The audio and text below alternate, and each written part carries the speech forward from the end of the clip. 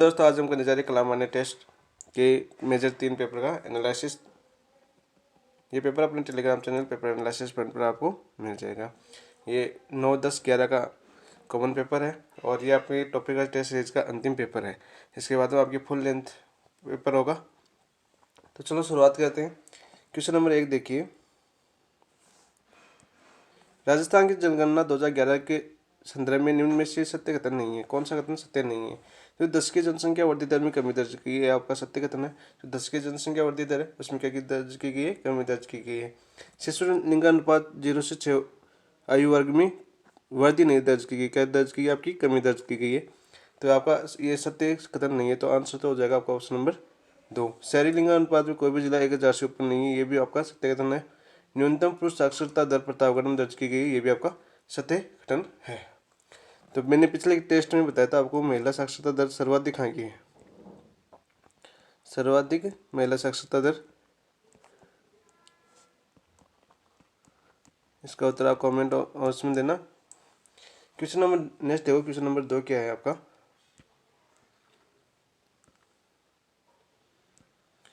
जनगणना 2011 के आधार पर राज्य की कुल जनसंख्या में अनुसूचित जाति व अनुसूचित जनजाति का योग है 17.83%, 16.9%, 25.85%, 31.3%। तो 2 में आपका आंसर हो जाएगा ऑप्शन नंबर 4, 31.3%।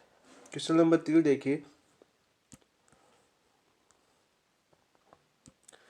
जनगणना 2011 के आधार पर राज्य में सर्वाधिक जनसंख्या वाले जिलों को अवरोही क्रम में बताना है। तो सबसे ज़्यादा जनसंख्या किसमें है आपकी? जयपुर में। जयपुर में सबसे ज़्यादा जयपुर में, जयपुर के बाद जोधपुर में आपकी, जोधपुर के बाद में अलवर में, अलवर के बाद में नागौर में। तो आंसर क्या हो जाएगा आपका? जयपुर, जोधपुर, अलवर और नागौर। आंसर हो जाएगा ऑप्शन नंबर 3 आपका। क्वेश्चन नंबर 4 देखिए, जनगणना 2011 के आधार पर राज्य में दूसरा सर्वाधिक दशकीय वृद्धि दर वाला जिला कौन सा है? जैसलमेर, जोधपुर, पाली या झुंझुनू? तो कौन सा है भाई? आपका जैसलमेर। पहला कौन सा है आपका? बाड़मेर। फर्स्ट कौन सा आपका? बाड़मेर। नेक्स्ट देखिए, क्वेश्चन नंबर 5 आपका। क्वेश्चन नंबर 5 क्या है आपका?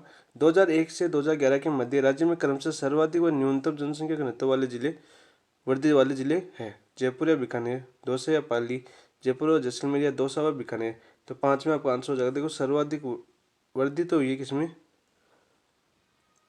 जयपुर के अंदर। और न्यूनतम जनसंख्या घनत्व वृद्धि वाला जिला कौन सा हुआ? जैसलमेर। तो देखो आंसर हो जाएगा आपका ऑप्शन नंबर 3। क्वेश्चन नंबर 6 देखिए,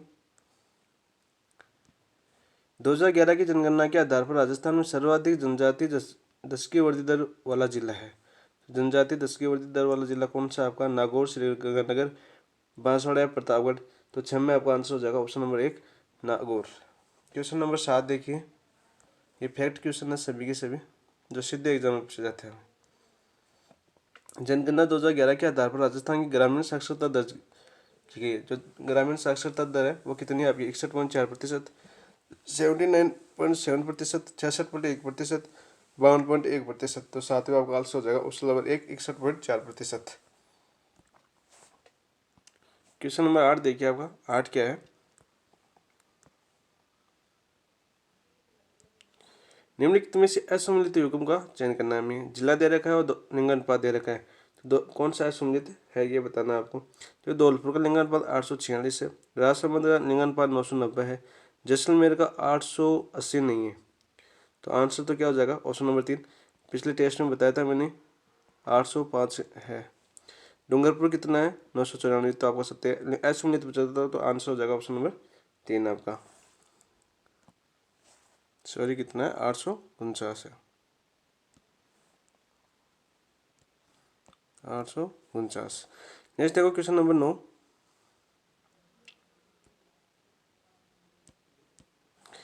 जनगणना 2011 के आधार पर राजस्थान में ग्रामीण जनसंख्या का क्रमशः सर्वाधिक और न्यूनतम प्रतिशत वाले जिलों का उपयुक्त क्रम समुच्चय। देखो डूंगरपुर कोटा है या जयपुर जैसलमेर है या कोटा प्रतापगढ़ है या बाड़मेर सिरोही है। तो सर्वाधिक जनसंख्या ग्रामीण जनसंख्या वाला प्रतिशत वाला जिला कौन सा है? वह है आपका डूंगरपुर। और न्यूनतम जनसंख्या प्रतिशत वाला ग्रामीण जिला कौन सा आपका, वो आपका कोटा। तो आंसर हो जाएगा डूंगरपुर कोटा। तो ऑप्शन नंबर 1। क्वेश्चन नंबर 10 देखो, 2011 की जनगणना के आधार पर भारतीय कुल जनसंख्या में राजस्थान का अंश कितना है? 9.67%, 7.52%, 5.66% या 1%, या इनमें से कौन नहीं पाँचा होता है? तो आंसर हो जाएगा आपका 5.67%। और विश्व में कितना आपका? 1% विश्व में। क्वेश्चन नंबर 11 देखिए, निम्नलिखित में से असममित युग्म की हमें पहचान करना है। उपनाम दे रखा है और राजस्थान दे रखा है। लौंग का द्वीप किसे कहा जाता है? जिंजीबार को कहा जाता है। विश्व की रोटी टोकरी क्यूबा को नहीं कहा जाता। यह असममित आपका। तो आंसर हो जाएगा ऑप्शन नंबर 2, सफेद हाथियों का देश थाईलैंड को कहा जाता है, ये सत्य है। स्वर्णिम पैगोडा का देश म्यांमार को कहा जाता है, ये भी सत्य है। तो फिर विश्व की रोटी की टोकरी किसे कहा जाता है? आपकी उत्तरी अमेरिका को,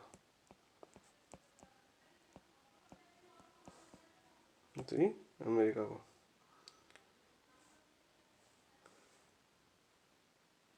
नेक्स्ट क्वेश्चन दो, क्वेश्चन नंबर 12 क्या आपका? ग्रेट बैरियर रीफ स्थित है। जो ग्रेट बैरियर रीफ है वो आपके ऑस्ट्रेलिया महाद्वीप है, उसके उत्तर पूर्व में स्थित है। तो देखो कौन सा आ गया? ओशिनिया के उत्तर पूर्व में, 12 में। तो ये आ जाएगा आपका ओशिनिया के उत्तर पूर्व में स्थित है, ऑप्शन नंबर 1। क्वेश्चन नंबर 13 देखिए, सूची फर्स्ट को सूची सेकंड के साथ हमें सम्मिलित करना है। सूची में पर्वत दे रखा है और पर्वत का युग्म दे रखा है। तो देखो अरावली पर्वतमाला है, वो कौन से काल में निर्मित है? अरावली पर्वतमाला बनी थी आपकी प्री कैम्ब्रियन काल में। तो आंसर हो जाएगा ऑप्शन नंबर 4। दूसरा ऑप्शन देखो, स्कैंडिनेवियन ये बनी थी आपकी कैलिडोनियन में। एप्लेशियन पर्वत ये बना था आपका अर्शियन काल में, युग में। और एटलस अल्पाइन में बना था। तो आंसर हो जाएगा आपका 4, 3, 2, 1। तो ऑप्शन नंबर 2 आंसर हो जाएगा। क्वेश्चन नंबर 14 देखिए, पाम ऑयल परिवहन के कारण किस नदी को तेल नदी के उपनाम से जाना जाता है? कांगो, नाइजर, ऑरेंज या जुबा। तो 14 में आपका आंसर हो जाएगा ऑप्शन नंबर 2, नाइजर नदी को किस नदी के रूप में जाना जाता है? आपका तेल नदी के रूप में जाना जाता है। क्वेश्चन नंबर 15 देखिए, महासागरों की विशेषताओं के संदर्भ में कौन सा कथन आपका सत्य नहीं है? ठीक है, महासागर संपूर्ण पृथ्वी के 11% भाग को विस्तृत है, आपका सत्य कथन है। महासागर की औसत लवणता 35% है, ये भी आपका सत्य कथन है। महासागर की समुद्र तल से औसत गहराई 3800 मीटर है, ये भी आपका सत्य कथन है। ये तीनों आपकी फैक्ट क्वेश्चन है, बार बार एग्जाम में रिपीट होते हैं। महासागरीय मगन तट का औसत ढाल 1 डिग्री 1 से 3 डिग्री होता है, तो ये आपका असत्य कथन हो जाएगा। तो ऑप्शन नंबर 4। तो ये मैंने बता दिया 1 डिग्री होता है। क्वेश्चन नंबर देखो नेक्स्ट 15 डिग्री 16 क्वेश्चन क्या है आपका? कैरेबियन सागर को प्रशांत महासागर से जोड़ती है। जो कैरेबियन सागर है उसको प्रशांत महासागर से जोड़ती है। स्वेज नहर जोड़ती है, सून नहर जोड़ती है, कील नहर जोड़ती है, पनामा नहर जोड़ती है। तो वो जोड़ती है आपकी पनामा नहर। ठीक है, स्वेज नहर किसको जोड़ती है, कील नहर किनको जोड़ती है? कील नहर पिछले टेस्ट में बता दिया। स्वेज नहर भूमध्य सागर और काल सागर को जोड़ती है, ये भी आपको पिछले टेस्ट में बता दिया। सून नहर भी किसको जोड़ती है? ये भी आपको पिछले टेस्ट में बताया गया है। तीनों ही इंपॉर्टेंट है, बार बार एग्जाम में पूछी जाती है। अभी जल संधियाँ हैं, ये याद कर लेना, 45 से 50 के समथिंग है पूरी। निम्नलिखित में से असममित युग्म की हमें पहचान करनी है। तो सीमावर्ती सागर दे रखा है और महासागर दे रखा है। तो बाल्टिक सागर, उत्तरी पूर्वी अटलांटिक महासागर, तो ये आपका सत्य कथन है। बेरिंग सागर को उत्तरी प्रशांत महासागर, ये भी आपका सत्य सागर है। कारा सागर आपके आर्कटिक महासागर की सीमावर्ती है, ये भी सही है। तस्मान सागर पूर्वी हिंद सागर के हिंद महासागर की सीमावर्ती सागर नहीं है। तो आंसर हो जाएगा असममित ऑप्शन नंबर 4। जो तस्मान सागर ना आपका, वो उत्तर में तो कोरल सागर से गिरा हुआ है, कोरल सागर से गिरा हुआ है। और दक्षिण पश्चिम में किससे गिरा हुआ है? आपके प्रशांत महासागर से, प्रशांत से दक्षिण पश्चिम में ऑस्ट्रेलिया न्यूजीलैंड के बीच में है। ठीक है, क्वेश्चन नंबर नेक्स्ट देखो, देखो बता देता हूँ आपको।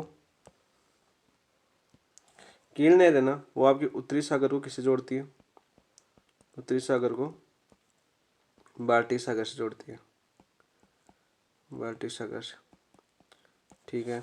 स्वेज जो आपकी सुनेर है ना, तो सुनेर है वो किस जोड़ती है आपकी, जो उत्तरी अमेरिका की पंच झील है उनको, ये जोड़ती है आपकी सुप्रियन झील को हुरियन झील से,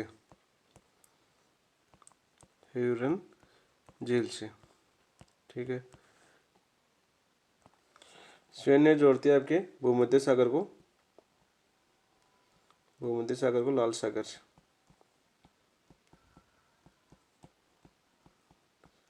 लाल सागर से। अब देखो क्वेश्चन नंबर 18 देखो,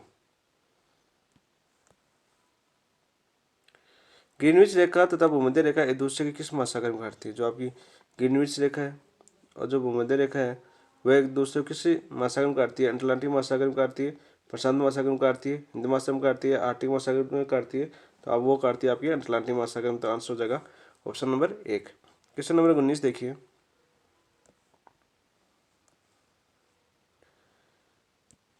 निम्नलिखित में से महासागरीय धाराओं की दिशा परिवर्तन हेतु उत्तरदायी कारक है। जो महासागर की तो दिशाएं धाराएं परिवर्तन होती है उनके लिए उत्तरदायी कारक कौन सा है। देखो आपका पृथ्वी का परिभ्रमण भी उत्तरदायी कारक है, पवनों का मौसमी परिवर्तन भी उत्तरदायी कारक है, तट की दिशा व आकार भी उत्तरदायी कारक है, महासागरीय तल की सलाह करते हैं, अभी क्या है उत्तरदायी कारक है। तो देखो 1 2 3 4 चार उत्तरदायी कारक है। तो आंसर जगह का ऑप्शन नंबर 4। क्वेश्चन नंबर 20 देखिए, विश्व का सबसे ऊंचा ज्वार देखा जा सकता है, किसमें देखा जा सकता है, वो देखा जा सकता है आपका फंडी की खाड़ी में। तो आंसर हो जाएगा ऑप्शन नंबर 1। और जो फंडी की खाड़ी स्थित है वो कहाँ स्थित है आपकी कनाडा में, पश्चिम कनाडा के किनारे। अब देखो नेक्स्ट, स्पेन और फ्रांस की उत्तर की ओर से चलने वाली ठंडी हवा कहलाती है। जो स्पेन और फ्रांस में उत्तर की ओर चलने वाली ठंडी हवा है वो क्या कहलाती है आपकी, ब्लिजर्ड्स कहलाती है, मिस्ट्रल कहलाती है, बोरा कहलाती है, पेम्पेरो कहलाती है। तो वो कहलाती है आपकी मिस्ट्रल। तो आंसर हो जाएगा आपका ऑप्शन नंबर 2। जो ब्लिजर्ड्स है आपकी वो चलती है आपकी साइबेरिया रूस के सम रूस, ये बर्फीला तूफान होता है इस तरह का। जो और बोरा है, ये बोरा कहाँ चलती है, ये बार बार पूछा जाता है एंटार्क्टिक सागर के तट पर, एंटार्क्टिक के तट पर। और जो आपकी पेम्पेरो हवा है वो चलती है आपकी दक्षिणी अमेरिका में, आपके अर्जेंटीना उरुग्वे देश में, अर्जेंटीना देश आता है आपका, पूछा जाता है एग्जाम में। क्वेश्चन नंबर 22 देखिए,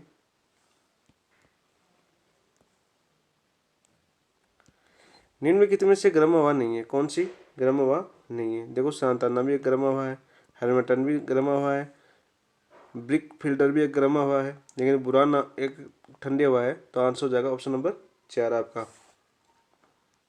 और जो ये बुराना हवा है ये चलती है अपने ईरान, साइबेरिया, कजाकिस्तान आदि क्षेत्र में चलने वाली हवा है। क्वेश्चन नंबर देखो 23 क्या है, अश्व अक्षांश खा जाता है। जो अश्व अक्षांश है वो खा जाता है। धुरी उच्च वायुदाब पेटी को, उपधुरी निम्न वायुदाब पेटी को, उपोषण उच्च वायुदाब पेटी को, या विषुवत रेखी वायुदाब पेटी को। तो 23 में आपका आंसर हो जाएगा ऑप्शन नंबर 3, उपोषण उच्च वायुदाब पेटी को। इंपॉर्टेंट क्वेश्चन है, बार बार रिपीट होता है ये। क्वेश्चन नंबर 24 देखो, दक्षिणी गोलार्ध में पश्चिम पवनों की दिशा होती है। जो दक्षिणी गोलार्ध है आपका उसमें पश्चिम पवनों की दिशा होती है, दक्षिण पश्चिम से उत्तर पूर्व की ओर, दक्षिण पूर्व से उत्तर पश्चिम की ओर, उत्तर पूर्व से दक्षिण पश्चिम की ओर, या उत्तर पश्चिम से दक्षिण पूर्व की ओर।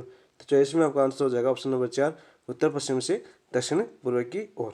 क्वेश्चन नंबर 25 देखिए,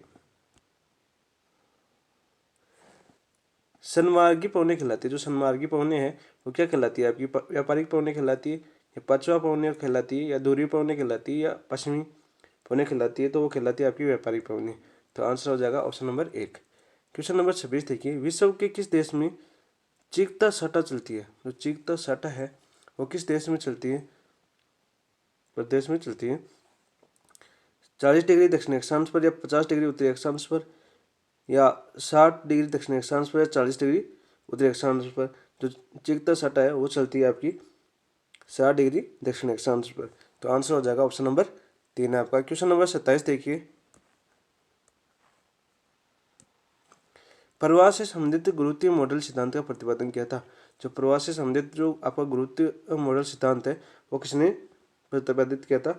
तो वो किया था आपका रायली ने। तो आंसर हो जाएगा ऑप्शन नंबर 3। क्वेश्चन नंबर 28 देखिए, वैश्विक प्रवास रिपोर्ट 2024 के अनुसार विश्व में जनसंख्या के आधार पर शीर्ष अप्रवासी देश है। तो शीर्ष अप्रवासी देश कौन सा है आपका? भारत, मैक्सिको, रूस, सऊदी अरब या अमेरिका, जर्मनी या मैक्सिको, सऊदी अरब। तो आपका आंसर हो जाएगा ऑप्शन नंबर 3, अमेरिका, जर्मनी। वैश्विक प्रवास रिपोर्ट 2024 के अनुसार विश्व में संख्या के आधार पर शीर्ष अप्रवासी देश है कौन से? आपके अमेरिका और जर्मनी। क्वेश्चन नंबर देखो 29, अंतर्राष्ट्रीय प्रवासी संगठन का मुख्यालय स्थित है। जो आपका अंतर्राष्ट्रीय प्रवासी संगठन है उसका मुख्यालय कहाँ स्थित है? वाशिंगटन डीसी में स्थित है या पेरिस में स्थित है या न्यूयॉर्क में स्थित है या जनेवा में? तो वो स्थित है आपका जनेवा में। तो आंसर हो जाएगा ऑप्शन नंबर 4 आपका। क्वेश्चन नंबर 30 देखिए, भारत में होने वाला सर्वाधिक अंतर्राज्यीय प्रवास है। तो अंतर्राज्यीय प्रवास रिपीट क्वेश्चन हो गया, वो कौन सा आपका? ग्रामीण से शहरी, ऑप्शन नंबर 2। पिछले टेस्ट में बताया था अंतर्राज्यीय प्रवास सर्वाधिक ग्रामीण से शहरी क्यों है? क्योंकि शिक्षा के क्षेत्र में गाँव के लोग ज़्यादातर शहर में आते हैं, पढ़ाई के लिए शहर में आते हैं, काम के लिए शहर में आते हैं और स्वास्थ्य के लिए भी शहर में आते हैं। तो देखो सबसे ज़्यादा क्या होता है आपका? ग्रामीण से शहरी होता है अंतर्राज्यीय प्रवास। तो आंसर हो जाएगा ऑप्शन नंबर 2 आपका। क्वेश्चन नंबर देखो 30, विश्व की कुल जनसंख्या का कितना अंश उत्तरी गोलार्ध में निवास करता है? तो विश्व की कुल जनसंख्या का कितना प्रतिशत अंश है वो उत्तरी गोलार्ध में निवास करता है? 50%, 60%, 75% या 90%? तो वो करता है आपका 90%। तो आंसर हो जाएगा ऑप्शन नंबर 4 आपका। क्वेश्चन नंबर 32 देखिए, निम्नलिखित में से विश्व के विरल जनसंख्या प्रदेशों का चयन करिए। मरुस्थलीय क्षेत्र, उच्च अक्षांशीय क्षेत्र, उच्च पर्वतीय प्रदेश या महाद्वीपीय जलवायु का आंतरिक प्रदेश। तो हमें चयन करना है विश्व में कुल विरल प्रदेशों जनसंख्या प्रदेशों का चयन करना है हमें। तो 32 में आपका आंसर हो जाएगा। देखो मरुस्थलीय क्षेत्र भी है, उच्च अक्षांशीय क्षेत्र भी है प्रदेश, उच्च पर्वतीय क्षेत्र भी है, महाद्वीपीय जलवायु आंतरिक प्रदेश भी है। तो आंसर हो जाएगा आपका ऑप्शन नंबर 4, 1, 2, 3, 4 विरल जनसंख्या प्रदेश। क्वेश्चन नंबर देखो 33 क्या है आपका? विश्व जनसंख्या वितरण को प्रभावित करने वाला भौतिक कारक नहीं है। जो विश्व जनसंख्या है उसको प्रभावित करने वाला भौतिक कारक नहीं है। देखो भौतिक कारक तो आपका खनिज संसाधन नहीं है, बाकी मृदा भी है, अक्षांशीय स्थिति भी है और जल स्रोत भी है। तो आंसर हो जाएगा नहीं है तो पूछा है तो आपका ऑप्शन नंबर 1 खनिज संसाधन। क्वेश्चन नंबर 34 देखिए, विश्व जनसंख्या रिपोर्ट 2024 के आधार पर निम्नलिखित देशों का जनसंख्या के आधार अनुसार व्यवस्थित अवरोही क्रम की पहचान करनी है हमें। चीन, ब्राजील, नाइजीरिया, इंडोनेशिया। तो देखो 34 में क्या हो जाएगा आपका? सबसे पहले आएगा आपका चीन, चीन के बाद में आएगा आपका Indonesia,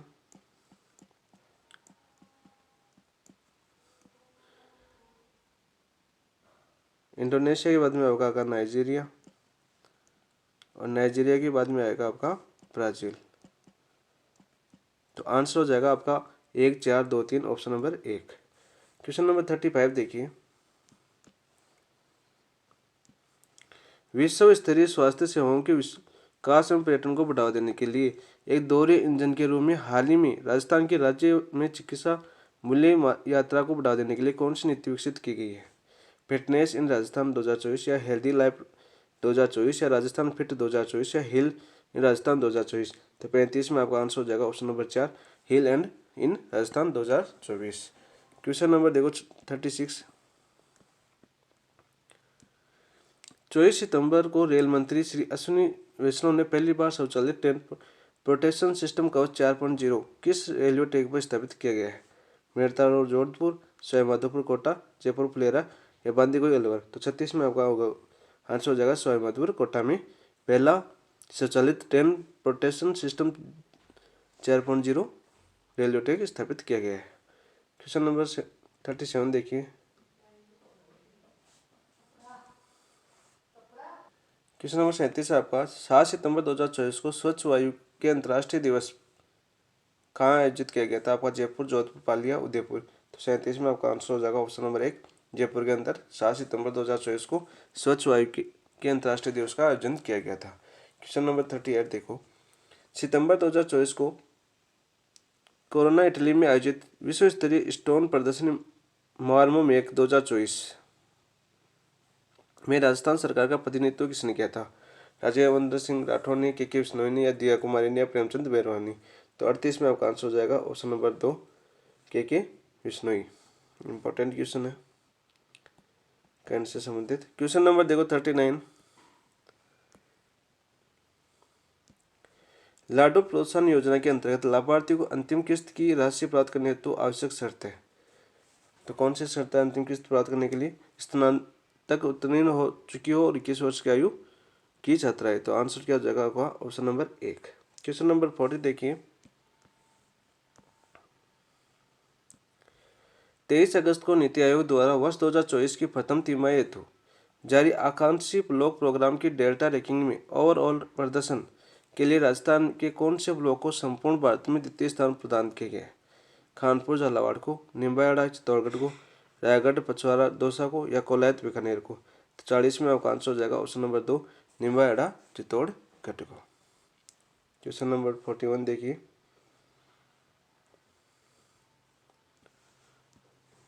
national one health mission के तत्वाधान महामारी संबंधी तैयारियों का आकलन हेतु 27 से 31 अगस्त को विषाणु युद्धाभ्यास का आयोजन राजस्थान किस जिले में किया गया है? अजमेर, जयपुर, अलवर, उदयपुर?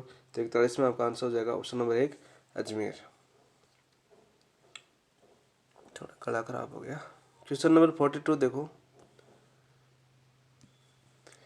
11 सितंबर को राजस्थान के किस स्वास्थ्य कर्मी को राष्ट्रपति द्रौपदी मुर्मू द्वारा क्लिनिकल नर्स श्रेणी में, कौन सी श्रेणी में? क्लिनिकल नर्स श्रेणी में वर्ष 2024 का राष्ट्रीय फ्लोरेंस नाइटिंगेल पुरस्कार प्रदान किया गया है? तो वो क्या गया है आपका राधे लाल शर्मा को। तो आंसर हो जाएगा ऑप्शन नंबर 1 आपका। क्वेश्चन नंबर 43 देखिए, 17 से 19 अक्टूबर तक लंदन में आयोजित इन्वेस्टर मीट में जयपुर शहर को स्पोर्ट्स हब के रूप में विकसित करने हेतु राज्य सरकार द्वारा किसके साथ एमओयू हस्ताक्षर किया गया है? वो क्या गया था आपकी वाडलेस्ट स्पोर्ट्स प्राइवेट लिमिटेड द्वारा, या Royals multi sports private limited द्वारा, या flix multi sports private limited द्वारा, या STF स्पोर्ट्स प्राइवेट लिमिटेड द्वारा? तो वो एमओयू किया गया था आपका option number 2 royal multi sports private limited. Question number 44 देखिए, लद्दाख में आयोजित 68वीं राष्ट्रीय विद्यालय खेलकूद टेबल टेनिस प्रतियोगिता 2024 में राजस्थान की टीम ने फाइनल मुकाबले में किसे हराकर पदक जीता है? दिल्ली, पंजाब, हरियाणा, उत्तर प्रदेश? तो 44 में आपका आंसर हो जाएगा option number 1 Delhi. Question number 45 देखिए, भारतीय स्वतंत्रता अधिनियम 1947 के परिणाम स्वरूप पुनर्गठन संविधान सभा की संख्या कितनी थी? 389 थी, 289 थी, या 299 थी, या 300 थी? तो पुनर्गठित संविधान सभा की सदस्यों की संख्या थी आपकी 299। आंसर हो जाएगा आपका ऑप्शन नंबर 3। क्वेश्चन नंबर 46 देखिए, क्वेश्चन नंबर 46 देखिए, निम्न में से कौन संविधान सभा में शामिल था? महात्मा गांधी, तेज बहादुर सप्रू, जय प्रकाश नारायण, या SC मुखर्जी? तो 46 में आपका आंसर हो जाएगा option number 4 SC Mukherjee. Question number 47 देखिए, निम्न में से कौन संविधान सभा की हिंदी अनुवाद समिति का अध्यक्ष रहा? जो आपकी हिंदी अनुवाद समिति है उसका अध्यक्ष रहा था आपका घनश्याम सिंह गुप्त, KM मुंशी, या डॉक्टर अम्बेडकर, या NR सरकार? तो 47 में आपका आंसर हो जाएगा ऑप्शन नंबर 1 घनश्याम सिंह गुप्त आपकी हिंदी अनुवाद समिति के अध्यक्ष था। संविधान सभा की हिंदी अनुवाद समिति थी, उसके अध्यक्ष कौन थे आपके? घनश्याम सिंह गुप्त। क्वेश्चन नंबर 48 देखो, निम्नलिखित में से कौन प्रारूप समिति में शामिल सदस्यों में कांग्रेसी था? N गोपाल स्वामी अयंगर, सैयद मोहम्मद सादुल्ला, TT कृष्णामाचारी, या अलादी कृष्णा स्वामी अय्यर? तो 48 में आपका आंसर हो जाएगा ऑप्शन नंबर 3 TT कृष्णामाचारी। बहुत बार एग्जामों में रिपीट हुआ है, बहुत बार पूछा गया ये क्वेश्चन। क्वेश्चन नंबर 49 देखो, 49 क्या आपका संविधान सभा में शामिल महिलाओं के संदर्भ निम्न कथनों पर हमें विचार करना है। संविधान सभा में एकमात्र मनोनीत महिला सदस्य एनी मस्केरेनी थी। ये भी आपका सत्य कथन है। दक्ष यानी वेलायुधन संविधान सभा में शामिल एकमात्र दलित महिला थी। ये भी आपका सत्य कथन है। संविधान सभा में सबसे अंत में शामिल होने वाली महिला सदस्य मालती चौधरी थी। मालती चौधरी नहीं थी। सत्य कथन पूछा है तो आपका 1 और 2 है, तो आंसर हो जाएगा ऑप्शन नंबर 2 आपका। एक क्वेश्चन पूछा जाता है जो मुस्लिम महिला थी वो कौन थी। जो आपकी मुस्लिम महिला थी वो थी आपकी बेगम एजाज साहब, एजाज, ठीक है। बेगम एजाज रसूल थी, रसूल, रसूल लिख देता हूँ, रसूल। क्वेश्चन नंबर 50 देखिए। 50 क्या आपका, किस विद्वान के अनुसार संविधान सभा ने भारत के केवल एक बड़े समुदाय का प्रतिनिधित्व किया था। M.R. जेकर, विंस्टन चर्चिल या जयप्रकाश नारायण आयर जेनिंग्स। तो 50 में आपका आंसर हो जाएगा ऑप्शन नंबर 2। विंस्टन चर्चिल ने कहा था कि संविधान सभा ने भारत के केवल एक बड़े समुदाय का प्रतिनिधित्व किया था। क्वेश्चन नंबर 51 देखिए। भारतीय संविधान के अनुच्छेद 25 के तहत अंतःकरण की स्वतंत्रता कौन सा तत्व शामिल नहीं है। देखो, धर्म को मानने का अधिकार शामिल है, धर्म का प्रसार करने का भी अधिकार शामिल है, धर्मानुसार आचरण करने का अधिकार भी शामिल है, लेकिन धार्मिक परिवर्तन का अधिकार नहीं है। तो आंसर क्या हो जाएगा आपका ऑप्शन नंबर 4। क्वेश्चन नंबर 52 देखिए। संविधान की नियम समिति, जो संविधान की आपकी नियम समिति है, में शामिल एकमात्र महिला सदस्य कौन थी। लीला राय, हंसा मेहता, रेणुका राय या दुर्गाबाई। तो 52 में आपका आंसर हो जाएगा option number 4, Durgabai. Question number 53 देखिए। संविधान में शामिल विधि द्वारा स्थापित प्रक्रिया को किस देश के संविधान से लिया गया है।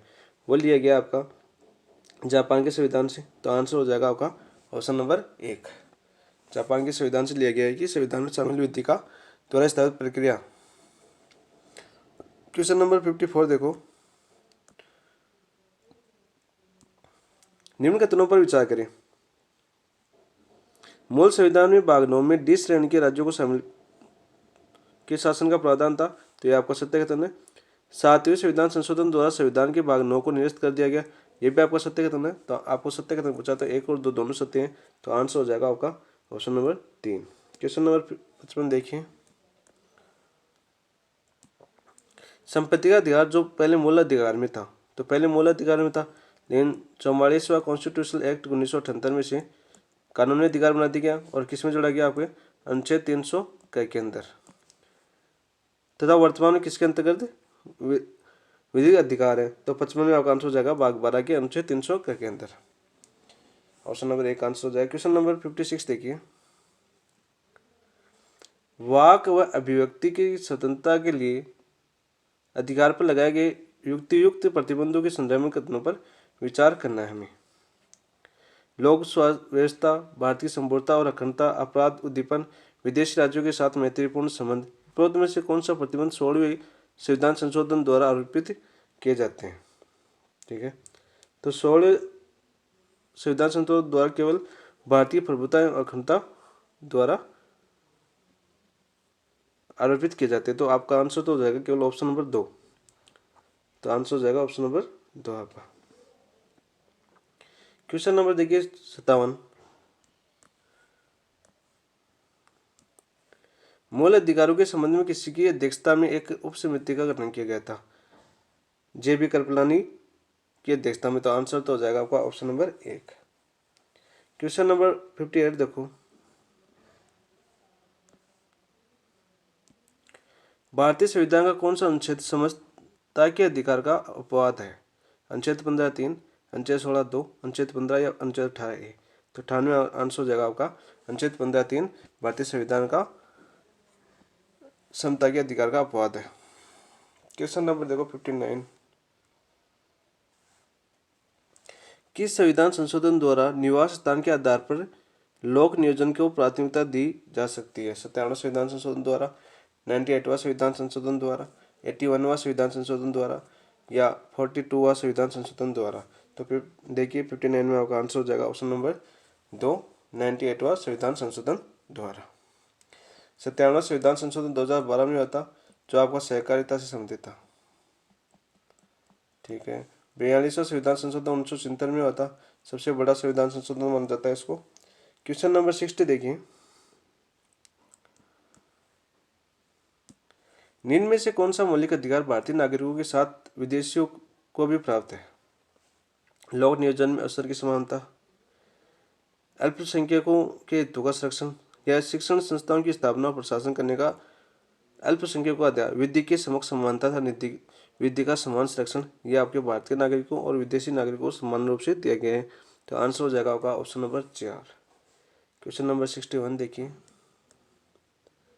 61 में सूची फर्स्ट और सूची सेकंड को हमें सम्मिलित करना है। तो सूची फर्स्ट आपको मौलिक अधिकार दे रखी है और सूची सेकंड आपका अनुच्छेद दे रखा है।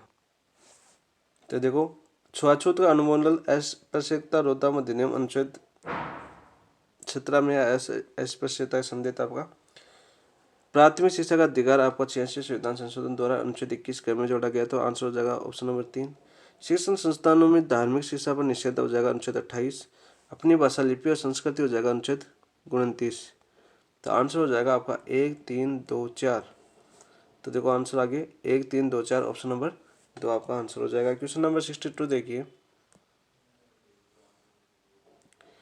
मौलिक अधिकारों के संबंध निम्न कथनों पर हमें विचार करना है, कौन सा कथन सत्य है ये पूछा है हमें।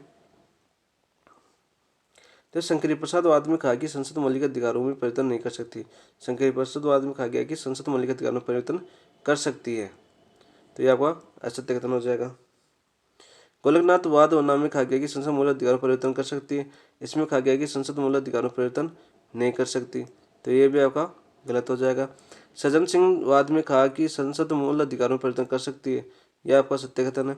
तो आंसर क्या हो जाएगा आपका केवल 3। तो केवल 3 ऑप्शन नंबर 3 में है। क्वेश्चन नंबर 63 देखिए, 63 आपका भारतीय संपूर्णता, एकता, अखंडता को अक्षुण्ण रखने और उसकी रक्षा करने का प्रावधान निम्नलिखित में से किस में निहित है? मौलिक अधिकार में, मौलिक कर्तव्य में, या संविधान की प्रस्तावना में, या नीति निर्देशक तत्व में। तो 63 में आपका आंसर हो जाएगा ऑप्शन नंबर 2, मौलिक कर्तव्य के अंदर। तो भारतीय संविधान के अनुच्छेद 51 के अंदर है। तो सरदार सरवण सिंह की समिति पर सिफारिश पर जोड़े गए थे। और कहाँ से ली गई? पूर्व सोवियत संघ से। क्वेश्चन नंबर 64 देखिए, मूल कर्तव्यों के संबंध में निम्नलिखित कथनों पर भी विचार करना है। इनमें अब तक 2 बार संशोधन हो चुका है। तो मूल कर्तव्यों में अभी तक कोई संशोधन नहीं हुआ है, तो ये गलत कथन हो जाएगा आपका। इनमें उल्लेखित सामाजिक संस्कृति की का आधार भाषा और साहित्य है, यह आपका सत्य कथन है। तो सत्य कथन पूछा, तो सत्य कथन केवल आपका 2 है। तो आंसर हो जाएगा ऑप्शन नंबर 2। क्वेश्चन नंबर 65 देखिए, भारतीय संविधान में वर्णित कौन सा एक मौलिक कर्तव्य है? सार्वजनिक चुनावों में मतदान करना, करो या भुगतान करना, ज्ञानार्जन एवं सुधार की भावना, आध्यात्मिक या उगेन। तो 65 में आपका आंसर हो जाएगा ऑप्शन नंबर 3, ज्ञानार्जन एवं सुधार की भावना। क्वेश्चन नंबर 66 देखिए, संविधान के तहत भारतीय मौलिक अधिकारों में मानव दुर्व्यापार एवं व्यापार में संबंधित अधिकार में मानव दुर्व्यापार में किसे शामिल किया गया है? तो देखो, पुरुष, महिला एवं बच्चों की वस्तुओं की भांति भांति खरीद बिक्री को शामिल किया गया आपके। देवदास एवं प्रतादास को शामिल नहीं किया गया आपके। शामिल किया गया महिला एवं बच्चों के नैतिक दुर्व्यापार, इसको शामिल नहीं किया गया। तो आपके 1 और 2 को शामिल किया है। तो 1, 2 कौन से ऑप्शन में? ऑप्शन नंबर 3 में आपका आंसर हो जाएगा। क्वेश्चन नंबर 67 देखिए, मूल कर्तव्यों से संबंधित सरवण सिंह समिति में कौन शामिल थे? तो कौन कौन शामिल थे? देखो, ये तो वीपी साठे शामिल थे, डीपी सिंह भी शामिल थे, और रजनी पटेल भी शामिल थे, लेकिन फ्रैंक एंथनी अपने शामिल नहीं थे। तो इनमें शामिल थे आपके 1, 2, 4। तो 1, 2, 4 है आपके ऑप्शन नंबर 3 में। क्वेश्चन नंबर 68 देखिए, 68 क्या है आपका? किस विद्वान के अनुसार नीति निर्देश तत्व कार्यपालिका व न्यायपालिका के बीच संघर्ष को बढ़ावा देता है? तो वो देता है आपके KSC व्हीलर के अनुसार। तो ऑप्शन हो जाएगा आपका ऑप्शन नंबर 3। क्वेश्चन नंबर देखो 69,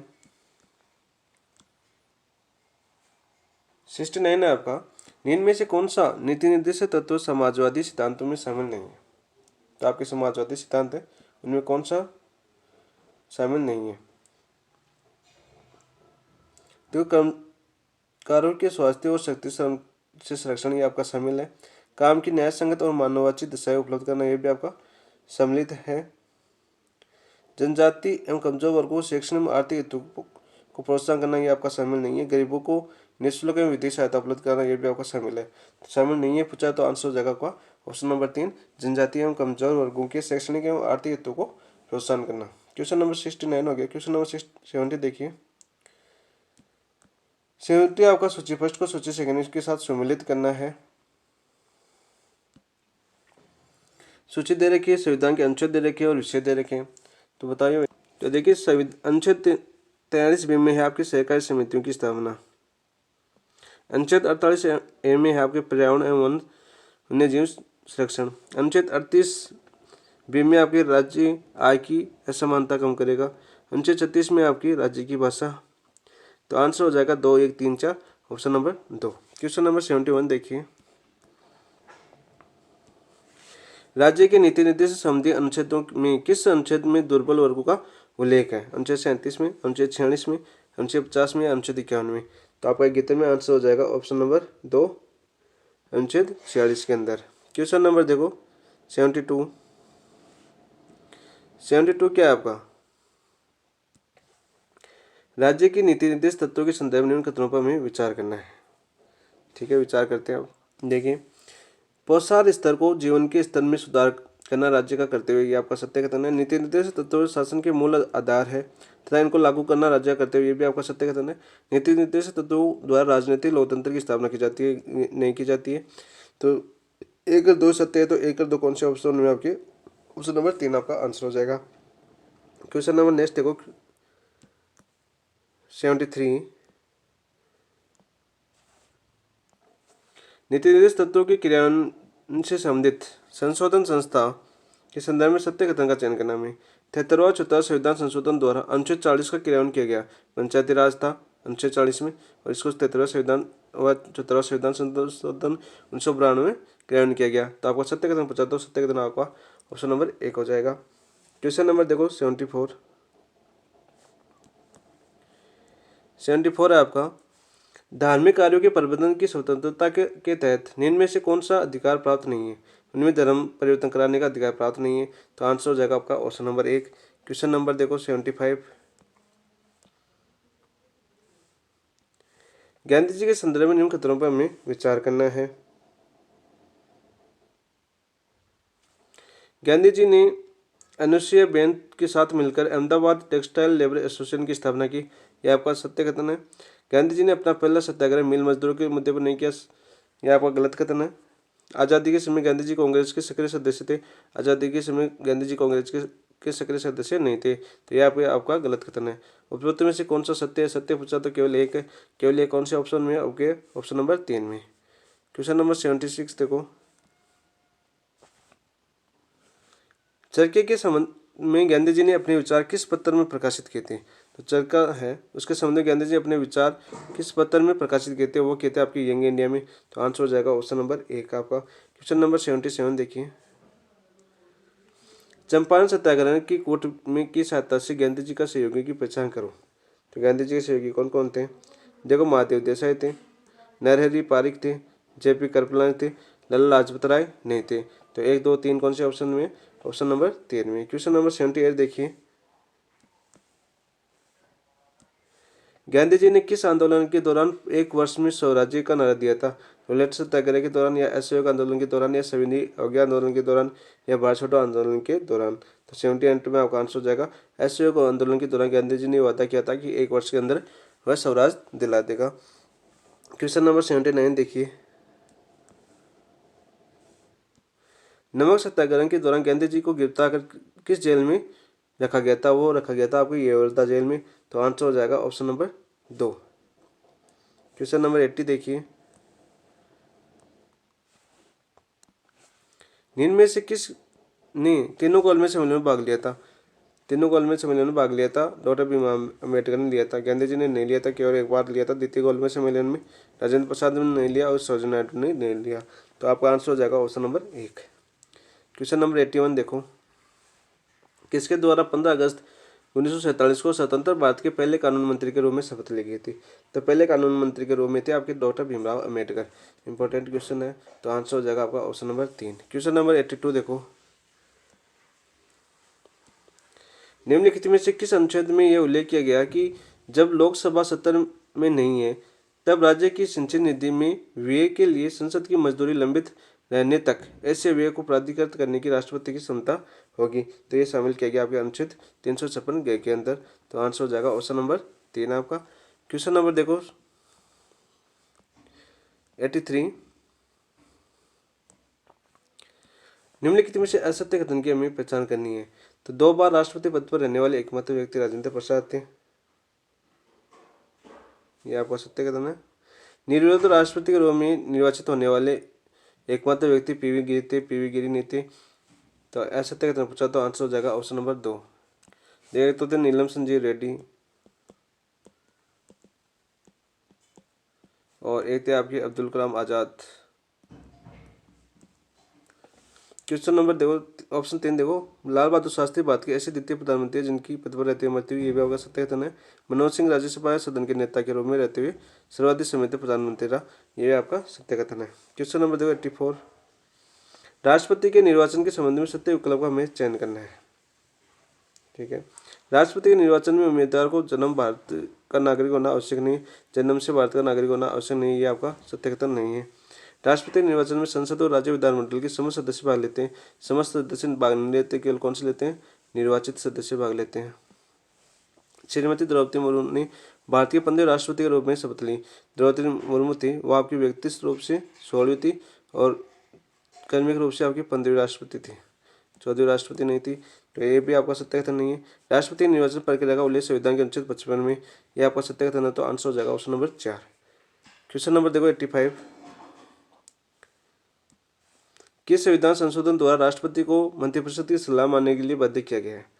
तो 24वां संविधान संशोधन, 42वां संविधान संशोधन, 44वां संविधान संशोधन या 84वां संविधान संशोधन? तो आपका 85 में आपका आंसर हो जाएगा ऑप्शन नंबर 2, 42वां संविधान संशोधन। क्वेश्चन नंबर 86 देखो, संविधान अध्यादेश प्रख्यापित करना है राष्ट्रपति की, ये करते हैं निर्देश अधिकारी या शक्ति है? तो 86 में आपका आंसर हो जाएगा ऑप्शन नंबर 4, शक्ति। राष्ट्रपति अध्यादेश जारी कर सकता है, यह उसकी एक शक्ति है अनुच्छेद 123 के अनुसार। क्वेश्चन नंबर 87 देखो, निम्नलिखित में से कौन सी योग्यता राष्ट्रपति पद हेतु निर्वाचित होने के लिए आवश्यक नहीं है? तो वो राज्यसभा का सदस्य बनने के लिए योग्य होना चाहिए, ये नहीं है, ये योग्यता नहीं है। 35 वर्ष की आयु होनी चाहिए, योग्यता है। लोकसभा सदस्य बनने की योग्यता रखनी चाहिए, ये भी उनकी योग्यता है। किसी लाभ के पास न, ये भी योग्यता है। तो आंसर हो जाएगा आपका ऑप्शन नंबर 1। क्वेश्चन नंबर 88 देखो, भारतीय एकमात्र राष्ट्रपति जिन्होंने अत्यधिक वीटो का प्रयोग किया वो कौन थे? वो थे वीवी गिरी या प्रतिभा पाटिल या एस राधाकृष्णन या राजेंद्र प्रसाद? तो सर्वाधिक वीटो का पावर किया था आपके डॉक्टर राजेंद्र प्रसाद ने। तो आंसर हो जाएगा ऑप्शन नंबर 4 आपका। क्वेश्चन नंबर 89 देखिए, निम्नलिखित में से असत्य कथन का चयन करना है हमें। ठीक है, केंद्र सरकार के मंत्रियों की नियुक्ति राष्ट्रपति प्रधानमंत्री की सलाह से करता है, यह आपका सत्य कथन है। कोई भी मंत्री राष्ट्रपति के प्रसाद पद पर नहीं, राष्ट्रपति के प्रसाद पर्यंत ही पद पर बने रहते हैं, ये असत्य कथन जाएगा। तो ऑप्शन नंबर 2, मंत्रिपरिषद राष्ट्रपति और गोपनीयता की शपथ ग्रहण करता है, ये सत्य कथन है आपका। मंत्रियों के साथ शपथ का प्रारूप अनुच्छेद 75(4) में दिया गया, ये भी आपका सत्य कथन है। क्वेश्चन नंबर 90 देखो, मंत्रिमंडल के सदस्य होते हैं, जो मंत्रिमंडल के सदस्य हैं वो होते हैं आपके कैबिनेट मंत्री, राज्य मंत्री या उपमंत्री या संसद सचिव। तो 90 में आपका आंसर हो जाएगा ऑप्शन नंबर 1, कैबिनेट मंत्री। क्वेश्चन नंबर 91 देखिए, जो एक ही था तो एक ही ऑप्शन 1 इससे मान लो आप। क्वेश्चन नंबर देखो 91, निम्न में से कौन से संसद सदस्य प्रधानमंत्री पद की शपथ लेने के दौरान राज्यसभा के सदस्य नहीं थे? कौन कौन से नहीं थे? देखो, ये तो आपके लाल बहादुर शास्त्री नहीं थे और एक आपके विश्व प्रताप सिंह नहीं थे। तो 1 और 2 नहीं थे, बाकी इंदिरा गांधी भी राज्यसभा सदस्य थी, मनमोहन सिंह भी राज्यसभा सदस्य थे और इंद्र कुमार गुजराल भी राज्यसभा सदस्य थे। तो 1 और 2 नहीं थे, तो आंसर हो जाएगा का ऑप्शन नंबर 2। क्वेश्चन नंबर देखो 92।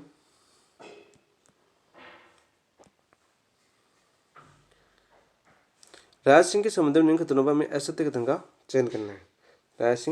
राज सिंह ने बीकानेर में जूनागढ़ का निर्माण करवाया, ये उनका सत्य कथन है। राज सिंह ने अपनी पुत्री का विवाह जहांगीर से किया, ये भी सत्य कथन है। राज सिंह ने ज्योतिष रत्नमाला नामक पुस्तक की रचना की, ये राज सिंह ने नहीं की थी। ज्योतिष रत्नमाला पुस्तक की रचना आपके चक्रपाणी मिश्र ने की थी, जो महाराणा प्रताप के समकालीन थे। मुंशी देवी प्रसाद राज सिंह को राजपूताना करण खाया, ये भी सत्य कथन है। तो असत्य कथन पूछा तो आंसर हो जाएगा ऑप्शन नंबर 3। क्वेश्चन नंबर 93 देखिए।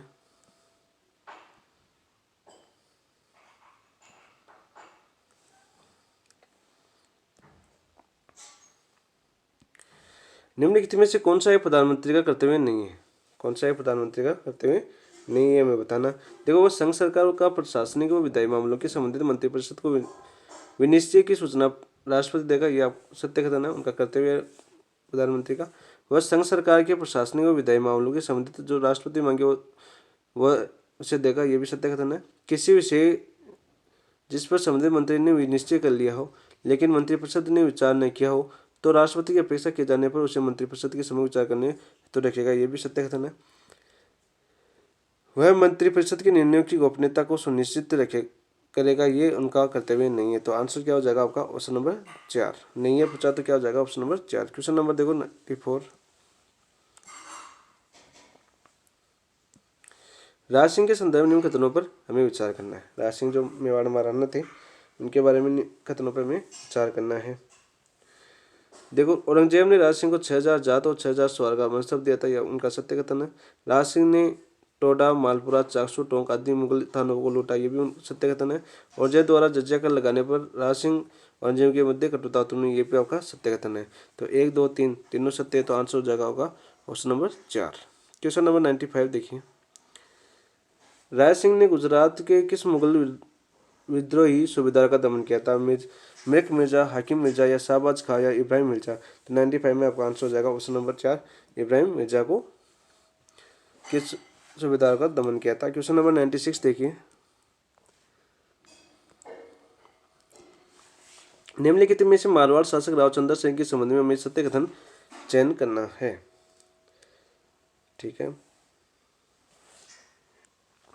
रावचंद्र सेन दिसंबर 1562 को जोधपुर के शासक बना, यह उनका सत्य कथन है। मालदेव की मृत्यु के बाद दिसंबर 1562 में रावचंद्र सिंह क्या बने? जोधपुर के शासक बने। रावचंद्र सेन उदय सिंह के मध्य 1563 को में नाडोल का युद्ध लड़ा गया। नाडोल का युद्ध 1563 में नहीं लड़ा गया, यह आपका सत्य कथन है। चंद्रसेन ने से पराजित होने के बाद उसके भाई मान सिंह ने 1564 में अकबर की अधीनता स्वीकार कर ली, तो ये भी आपका सत्य कथन है। तो आंसर देखो 1 और 3 सत्य, तो आपका आंसर हो जाएगा ऑप्शन नंबर 3। क्वेश्चन नंबर 97 देखो।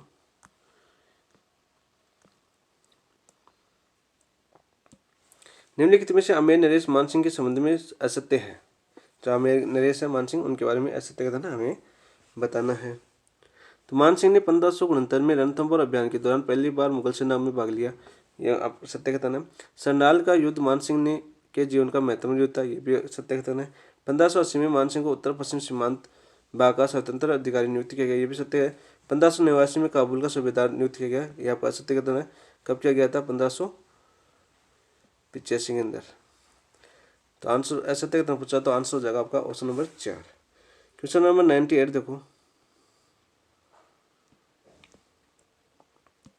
महाराणा प्रताप व अकबर के मध्य निम्नलिखित पर विचार करते हुए सत्य कथन का चयन करना है हमें।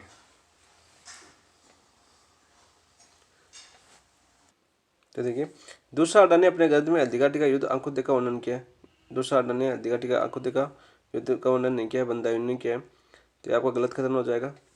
अकबर ने हल्दीघाटी युद्ध के बाद अपने मीर बख्शी शाहबाज खान को 3 बार प्रताप के विरुद्ध भेजा, ये सत्य कथन है। अकबर ने प्रताप के खिलाफ अंतिम अभियान जगन्नाथ खसरा के नेतृत्व में भेजा था, जो भीलवाड़ा में सल्ट गए थे। तो देखिए 2 और 3 सत्य है, तो आंसर हो जाएगा ऑप्शन नंबर 3 आपका। क्वेश्चन नंबर 99 देखो, महाराजा राज सिंह ने किस राठौड़ सरदार के साथ मिलकर राठौड़ सिसोदिया गठबंधन किया? अजित सिंह द्वितीय के साथ, या दुर्गादास राठौड़ के साथ, या अमर सिंह राठौड़ के साथ, उपरोक्त सभी। 99 का आंसर हो जाएगा ऑप्शन नंबर 2 दुर्गादास राठौड़ के साथ। क्वेश्चन नंबर 100 देखिए और अंतिम क्वेश्चन देखिए मेजर 3 का। बाबर ने किस राजपूत सरदार की सहायता से संगा के साथ सुलह प्रस्ताव रखा था? सलदी तंवर, राउत बाग सिंह, पृथ्वीराज या मालदेव। तो सौ में आपका आंसर हो जाएगा ऑप्शन नंबर 1 सलदी तंवर के साथ। तो ये आपका मेजर 3 का एनालिसिस हो चुका है। ये क्वेश्चन थे जो 9, 10 और 11 पेपर थे, ये तीनों फैक्ट क्वेश्चन थे और डायरेक्ट एग्जाम में पूछे जाने वाले क्वेश्चन थे। पूछे जाने वाले नहीं, सभी क्वेश्चन पूछे जा चुके हैं। सभी एग्जामों में पूछे गए क्वेश्चन ही टेस्ट में दिए गए हैं। चाहे आप दिशा उठा के देख लेना या जो प्रवेश ईयर की कोई भी बुक आए उनमें क्वेश्चन सभी मिल जाएंगे, क्योंकि सीधे डायरेक्ट फैक्ट वाले क्वेश्चन और डायरेक्ट पूछे जाते हैं। थोड़ा गला खराब था इसलिए थोड़ा ज़्यादा विश्लेषण नहीं कर पाया, क्योंकि फिर इतना टाइम नहीं है एग्ज़ाम के पास। तो ये आपका पेपर अपने चैनल का, ये अपना टेलीग्राम चैनल है पेपर एनालिसिस पॉइंट, इसी के ऊपर ये आपके सारे पेपर डाले हुए हैं। इसके साथ आपकी सेकंड ग्रेड की जो क्लास टेस्ट सीरीज होगी लगभग 15 जनवरी का बता रहे हैं अभी सर, लेकिन वो ज़्यादा भी जा सकती है, क्योंकि 15 से 20 जनवरी भी जा सकती है, क्योंकि 28 को ख़त्म हो गया एग्ज़ाम, फिर रजिस्ट्रेशन होंगे तो 20-25 तक जा सकती है, यानी फरवरी तक मान लो आप आइडिया एक बार। तो उस क्लास टेस्ट के पेपर भी हम एनालिसिस करेंगे, साथ साथ एक तैयारी को बेहतर बनाने के लिए सामने विभाग की सेकंड ग्रेड के लिए। तो वो पेपर अपने पेपर एनालिसिस पॉइंट पर ही टेलीग्राम चैनल पर मिलेंगे आपको सभी पेपर। जुड़ लेंगे, इसको शेयर कर लेना, अपने दोस्तों को ज़रूर शेयर करना, साथ में पेपर का एनालिसिस जरूर करें, खुद करें। खुद करने के बाद अंतिम समय में वीडियो देखें, पहले वीडियो देखने की जरूरत ही नहीं। यदि आपने एक टेस्ट दे दिया और उसके बाद आपके कितने क्वेश्चन गलत हो रहे हैं उनका एनालिसिस खुद करेंगे तो ज़्यादा बेटर होगा, क्योंकि सिलेक्शन लेना है और सब बेरोजगारी दर सब झेल रहे हैं, तो आपको पता है। तो जय हिंद, जय भारत दोस्तों। अब करेंगे हम फाइनल टेस्ट ए का एनालिसिस, जो करेंगे कल। ठीक है दोस्तों।